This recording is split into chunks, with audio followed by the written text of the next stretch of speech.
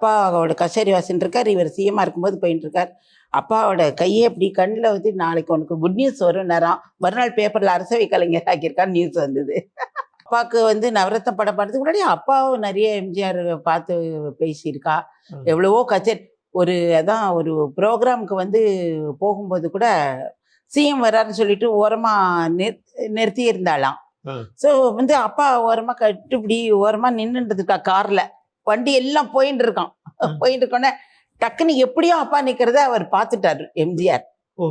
பார்த்துட்டு போயிட்டு திருப்பி சேர்ந்து என்ன கச்சேரி கழுவிட்டுக்கானா அப்புறம் அப்பா ஓடி போய் பேசிட்டு வந்தாலாம். அந்த மாதிரி ரொம்ப பிரியம் ஜாஸ்தி. அது சில பேருக்கு வந்து நம்ம அவருடைய படங்கள் நிறைய பண்ணாமல் இருக்கலாம். அதாவது சமயம் அப்பாவுடைய வயலினுக்கு அவள்லாம் ரொம்ப பெரிய இது. ஆமாம் ஆமாம். மோஸ்ட்லி அவர் சிஎம் வர கச்சேரிகளுக்கெல்லாம் அப்பா போகும்போதெல்லாம் எப்போதும் ஒரு வாட்டி அப்பாவோட கச்சேரி வாசின்னு இருக்கார், இவர் சிஎம்மா இருக்கும்போது போயிட்டு இருக்கார். அப்பாவோட கையே இப்படி கண்ணில் வந்து நாளைக்கு உனக்கு குட் நியூஸ் வரும் நேரம் மறுநாள் பேப்பரில் அரசவை கலைஞர் ஆக்கியிருக்கான்னு நியூஸ் வந்தது. இந்த மாதிரி அவருடைய படங்கள் நிறைய பண்ணாமல் இருக்கலாம். ரொம்ப அவளுக்குள்ள நட்பு நல்ல நட்பு இருந்தது.